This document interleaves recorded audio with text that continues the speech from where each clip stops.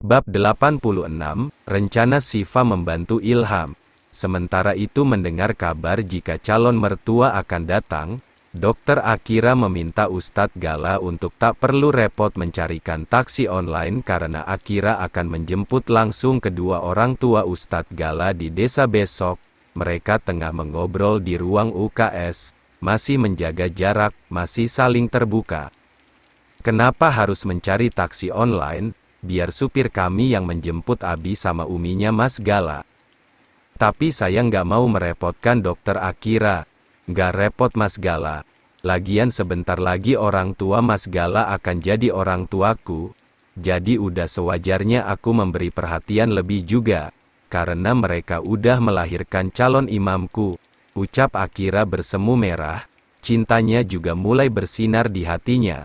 Setelah ia sempat menolak karena usia Gala lebih muda darinya.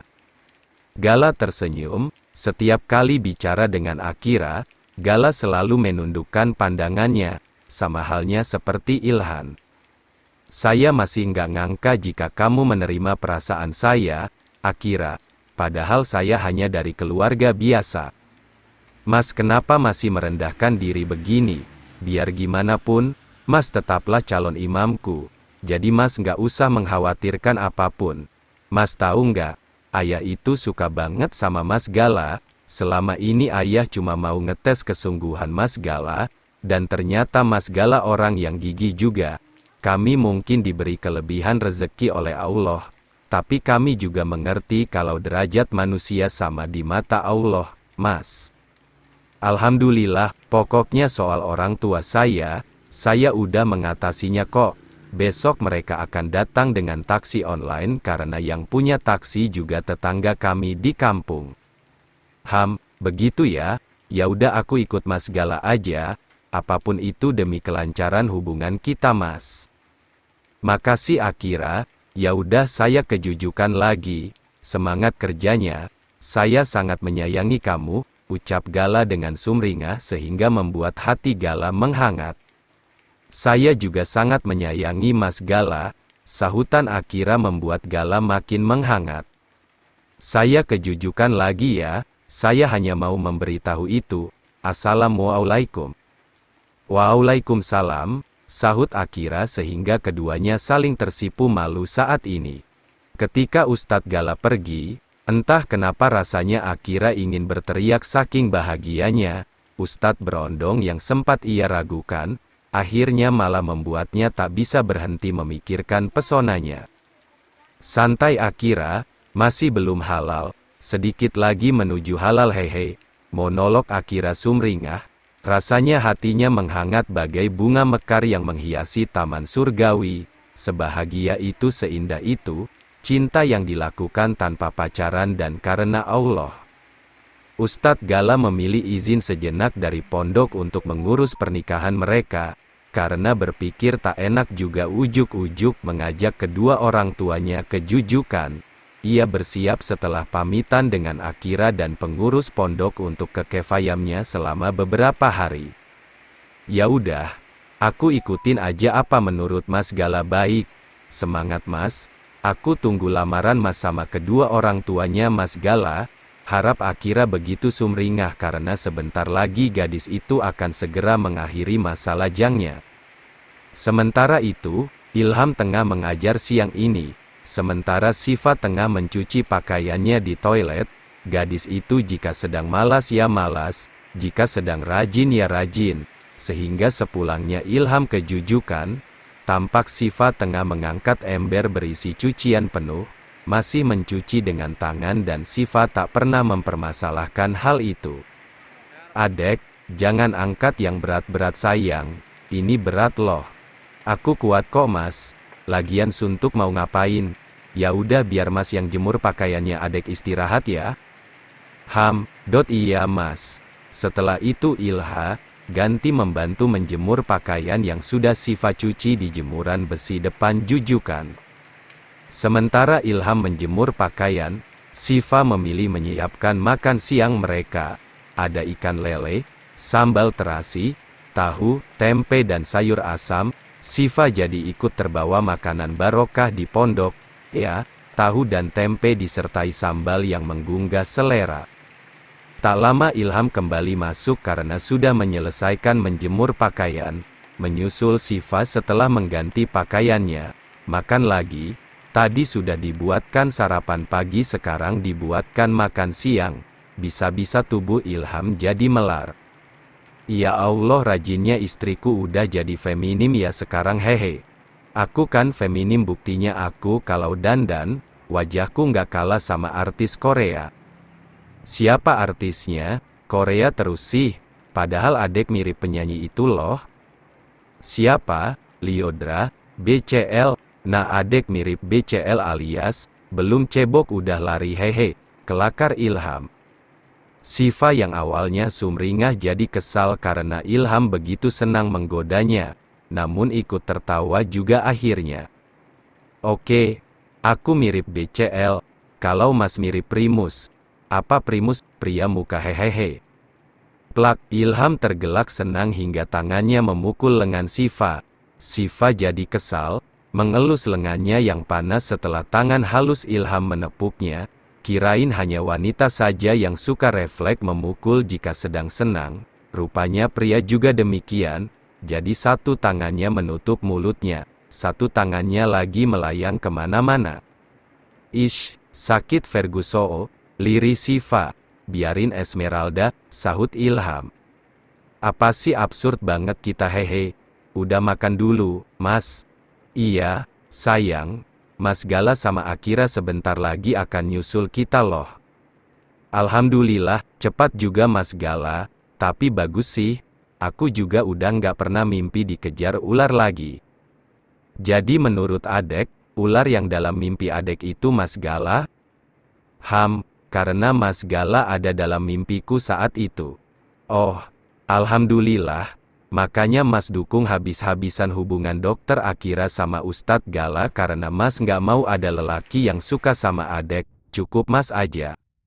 Iya Ferguson, apa sih, Mas Ilham, terus soal abang Mas itu, bagaimana? Abang bakso, Ilham masih kurang aqua.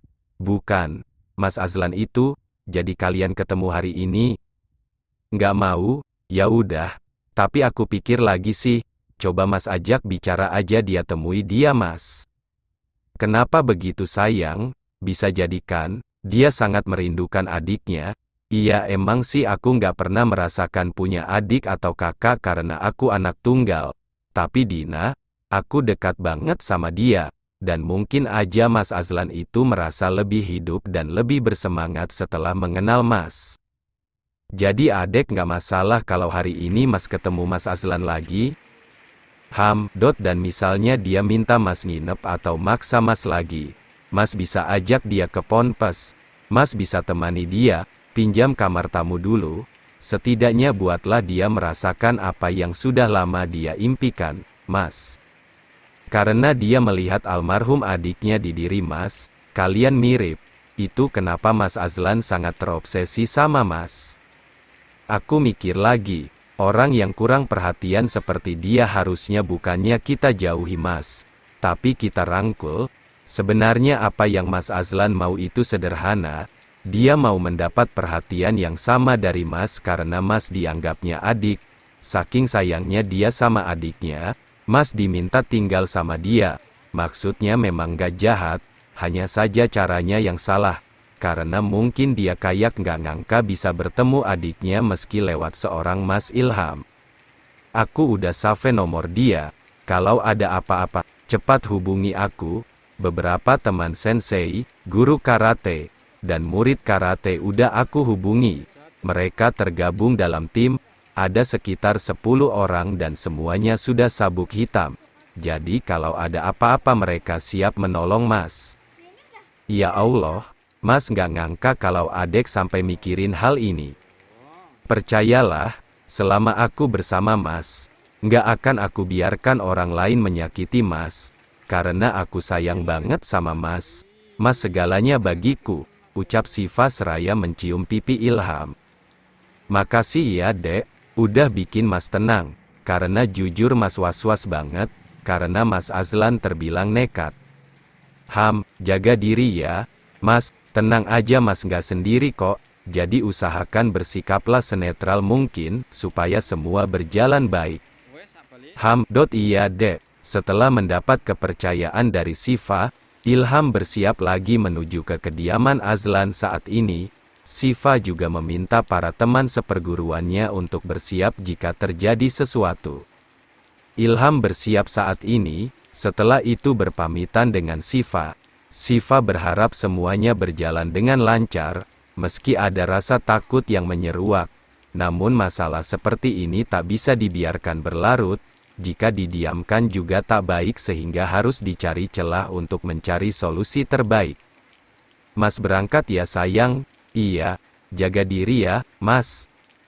Iya, dan Ilham pun keluar dari jujukan menuju ke mobilnya saat ini. Syifa berharap semua akan baik-baik saja. Ilham mengemudikan mobilnya menuju ke kediaman Azlan saat ini. Bagaikan tamu istimewa, Azlan sudah menyiapkan hidangan terbaik di meja makan untuk Ilham. Semua dipersiapkan secara matang. Sedangkan Ilkem pun tak lama bertemu dengan Alif, salah satu sensei sahabat Syifa. Assalamualaikum. Waalaikumsalam. Mas Alif ya? Iya, saya kawannya Syifa dari dojo dulu. Ini saya ada chips. Chips ini akan merekam semua pembicaraan kalian. Jadi kalau ada apa-apa, Ustadz nggak perlu menelepon kami bisa langsung menolong Ustadz. Kalian baik sekali, sampai segininya melindungi saya. Ini karena Syifa sangat baik selama di dojo dulu. Hati-hati Ustadz. Makasih, saya duluan, ya, Mas Alif. Assalamualaikum. Iya, waalaikumsalam. Ilham meletakkan chips di kantung celananya. Tak lama tiba juga di kediaman Azlan saat ini, dan ketika keluar dari mobil Ilham sudah disambut oleh beberapa pengawal. Azlan langsung mengarahkan Ilham ke ruang makan. Ilham dibuat terbelalak ketika makanan begitu banyak hanya untuk menyambut dirinya. Assalamualaikum. Waalaikumsalam. Raihan, akhirnya kamu datang juga. Mana ponselmu? Kenapa HP saya harus diamankan lagi? Mana ponselmu? Pinta Azlan lagi sehingga Ilham memberikan ponselnya. Sementara Syifa menunggu dengan cemas di kediamannya. Semua rencana sudah berjalan lancar, semoga Azlan memang tak berniat di luar batas, karena jika itu sampai terjadi Syifa takkan pernah mengampuninya. Lindungi suamiku ya Allah. Semoga Mas Ilham bisa menyadarkan Mas Azlan. Harap Syifa bermunajat pada sang pemilik kuasa. Dan memang benar ponselnya sudah tak bisa dihubungi lagi saat ini. Ketika hendak makan Ilham merasa ragu. Takutnya makanannya diberikan obat atau semacamnya. Namun untuk meyakinkan Azlan meminta beberapa art untuk mencicipinya. Dan kelihatannya mereka baik-baik saja sehingga Ilham akhirnya memakannya. Bagaimana, mereka tidak mati kan? Jadi kamu percaya kalau makanan ini aman? Iya. Ilham akhirnya membaca basmalah dan memakan hidangannya. Mereka masih saling diam hingga akhirnya Azlan membuka suara. Saya senang sekali kamu mau menemui saya, Dek. Iya Mas. Makan yang banyak ya, semua ini hanya untuk kamu. Tenanglah, nggak ada racun atau obat tidur seperti kemarin. Iya, sehingga tangan Azlan terangkat hendak mengelus pucuk kepala Ilham. Refleks Ilham menghindar sehingga Azlan tersenyum. Saya hanya mau mengelus pucuk kepala kamu, Rai. Oh, Ilham merasa begitu kikuk saat ini. Ia mengiyakan saja apa yang menjadi keinginan Azlan padanya. Sementara Syifa yang masih menunggu dengan cemas, memilih mengambil samsak dan meluapkan rasa cemasnya dengan menendang dan memukul samsak itu. Gerakan dalam bela dirinya masih terasa hingga saat ini. Dia menendamek dan memukul samsak itu hingga hampir terlepas dari tempatnya. Napas terengah setelah lelah meluapkannya, menendang dan meninju samsak berulang kali. Mas Ilham, setelah makan, Ilham diajak berkeliling mengitari rumah mewah milik Azlan, sehingga Ilham dengan tenang mengikuti kemana Azlan melangkah. Ini kamar orang tua kita, Rai. Ini foto mereka. lihat kita berdua mirip sama mendiang ayah kita. Iya, dan ini foto kamu saat baru lulus kuliah. Oh, iya, Ilham iya saja seraya tersenyum. Ngomong-ngomong Mas, apa kenangan terakhir sebelum Raihan meninggal? Kamu belum meninggal Rai, kamu ada di sini, di hadapan Mas. Sambil didampingi Ron juga berusaha terus meyakinkan Azlan kalau yang ia sangka Raihan bukanlah orang itu. Maaf Tuan, ini Ustadz Ilham, Tuan, bukan Raihan. Diamlah Ron, tita Azlan. Ambilkan tali, buat apa Tuan? Buat mengikat tangan dia biar enggak kabur lagi. Tapi Tuan, dia bukan Raihan. Tidak apa, ikat saja saya.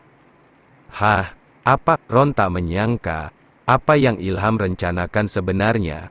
Padahal kemarin pemuda itu memberontak dan minta dilepaskan tapi sekarang malah pasrah saja dan malah menemani Azlan dengan sepenuh hati. Sehingga Ron mengambil tali dan mengikat tangan Ilham saat ini hingga mereka tiba di kamar Raihan. Istirahatlah, Rai, Mas, bisa kita bicara sebentar? Mau bicara apa? Kamu mau melarikan diri lagi? Saya nggak akan bisa melarikan diri karena sampeyan sudah mengikat saya, bukan? Ilham saat ini duduk di sebuah meja kerja dan Azlan pun duduk di hadapannya. Seperti mimpi bisa kembali ketemu sama kamu, Rai. Alhamdulillah, Mas Azlan begitu sayang sama Raihan? Iya, sangat Rai, Mas sangat sayang sama kamu. Selama ini, apa yang sudah kalian lakukan? Banyak Rai, kita selalu hiking bersama, kemah dan touring ke berbagai tempat. Bagaimana kalau kegiatan itu kita rubah saat ini, mulai menebalkan kedekatan kita pada Allah? Kita doakan orang tua Mas Azlan yang udah nggak ada, sering mengunjungi makamnya, dan mendoakan Raihan yang juga sudah menunggu Mas Azlan di surga.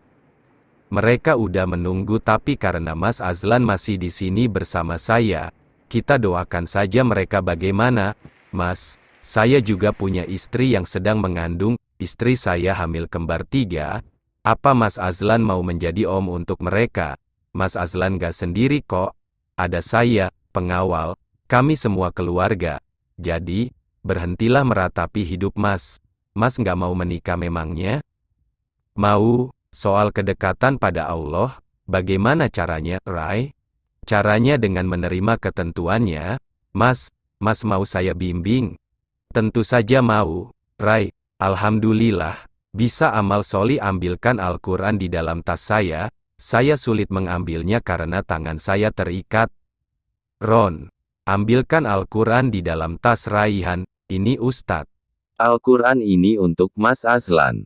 Untuk saya. Kenapa? Azlan mengernyit bingung, bukalah salah satu surat maka sebutkan dan saya akan membacanya untuk sampeyan. Kamu hafal? Ini sulit loh, saya aja masih belepotan bacanya. Mas Ilham ini seorang hafiz Quran, Tuan, ucap Ron. Apa? Hafiz Quran? Raihan bukan seorang hafiz Quran ataupun ustadz, jadi kamu bukan Raihan. Saya memang Ilham, ucap Ilham dengan senyuman.